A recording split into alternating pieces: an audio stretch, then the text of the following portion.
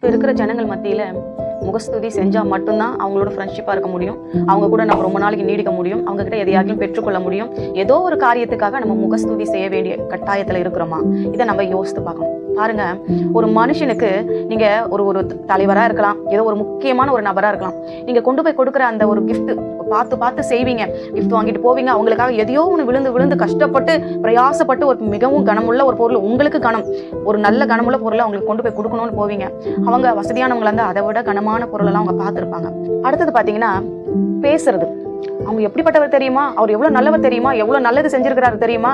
அண்ணனை யாருன்னு நினைச்சீங்க? அக்காவை யாருன்னு நினைச்சீங்க? இந்த ஊருக்கே அவங்க தான் கெத்து. அவங்க மனசு வச்சாங்கன்னா இங்க எல்லாத்தையுமே செஞ்சு முடிச்சிட முடியும். எவ்வளவு பெரிய ஆளெல்லாம் தெரியும் தெரியுமா? இப்படி அவங்க முன்னாடி போய் என்ன பண்றது? முகஸ்துதி பேசுறது. இல்லைன்னா ஒரு சிலர் என்ன பண்ணுவாங்க, இவங்களை பிடிக்குங்கிறதுக்காக ஒருத்தரை மட்டம் தட்டி ஒருத்தரை உயர்த்தி பேசுறது. இதெல்லாம் முகஸ்துதி. பாருங்க, மனுஷனுக்கு கொடுக்கிற ஒரு கனமான பொருளையோ அல்லது மனுஷனுக்கு முன்பாக பேசுகிற கனமான வார்த்தைகளையோ நீங்கள் விட்டு இதே தேவனுக்கு முன்பதாக கொஞ்ச நேரம் நீங்க கொடுத்தாலுமே, ஆண்டவரே, இந்த உலகத்துல இருக்கிற சர்வ சிருஷ்டியும் பாருங்க, நீங்க படைத்த படைப்புகள் எல்லாம் எவ்வளவு அழகானவைகள், நீர் எவ்வளவு நேர்த்தியாய் செய்திருக்கிறீர், எனக்கு இந்த வீடு எவ்வளவு அழகா கொடுத்திருக்கிறீர், இந்த வாகனங்கள் எவ்வளவு அழகா கொடுத்திருக்கிறீர். நீ கொஞ்ச நேரம் தேவனை புகழ்ந்து பாடி பாருங்க, பரலோக ராஜ்யமே மகிழ்ந்து இருக்கும்.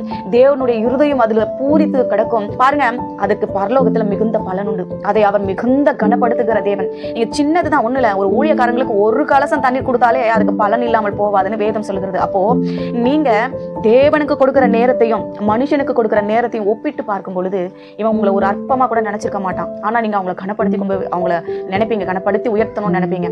ஆனா தேவனுக்கு நீங்க எப்போ உங்களுக்கு தெரியாம கூட சில நேரங்கள், ஆண்டவரே, எப்படி ஆண்டவரே உங்களுடைய படைப்புகள், அப்பா உமக்கு நிகர் யாரும் இல்லை நீங்க சொல்லிட்டீங்கன்னா, அப்பா என் பிள்ளை என்ன புகழ்ந்துருச்சுப்பா அப்படின்னு சொல்லி உங்களுக்கான பலன் பரலோகத்துல வைப்பார். ஏன் தெரியுமா?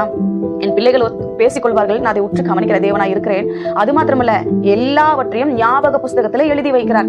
நன்மையானாலும் தீமையானாலும் எழுதி வைக்கிறார். அது ஒரு நாள் பாரு, ஞாபக புஸ்தகம் எடுத்து பார்த்து, நீ இவ்வளவு நன்மை செஞ்சிருக்க, என்னை பத்தி இவ்வளவு பேசின, இவ்வளவு புகழ்ந்த, எனக்கு நீ இவ்வளவு கனத்தை கொடுத்த, உனக்கு இவ்வளவு பொக்கிஷம் இருந்தா அப்படின்னு சொல்லி உனக்கு கொடுக்கும் பொழுது எனக்கான கிரீடத்தை நீ வாங்கிக் கொள்வேன்.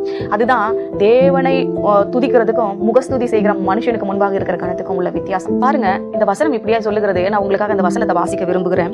நீதிமொழிகள் 28ஆம் அதிகாரத்துல 21வது வசனம், முகதாட்சண்யம் நல்லதல்ல, முகதாட்சண்யம் உள்ளவன் ஒரு துண்டு அப்பத்துக்காக அநியாயம் செய்கிறான். அதுலயே 23வது வசனம் பாருங்க, நாவினால் முகஸ்துதி பேசுகிறவனை பார்க்கிலும் கடிந்து கொள்ளுகிறவன் முடிவிலே அங்கீகாரம் பெறுவான்.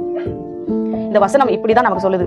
மனுஷனுக்கு நீ முகஸ்துதி பேசுறத பார்க்கிலும் ஒருத்தங்கிட்ட போய் அவங்க கிட்ட நீ வந்து கோபமாவும் மனசுல என்ன இருக்குதோ அதை வெளிப்படுத்துற, இவங்களை உயர்த்தினா எனக்கு நல்லது கிடைக்கும்னு நினைச்சேன்னா உனக்கு அது ஆபத்து தான். எனவே தேவ பிள்ளைகளை, மனுஷனுக்கு முகஸ்துதி செய்வதை விட்டு விடுங்கள். தேவனுக்கு அந்த நேரத்தை, மனுஷனுக்கு கொடுக்கிற நேரத்தை தேவனுக்கு கொடுத்து பாருங்கள். அதுல உங்களுக்கு மிகுந்த ஆசீர்வாதங்கள் பலனும் உண்டு.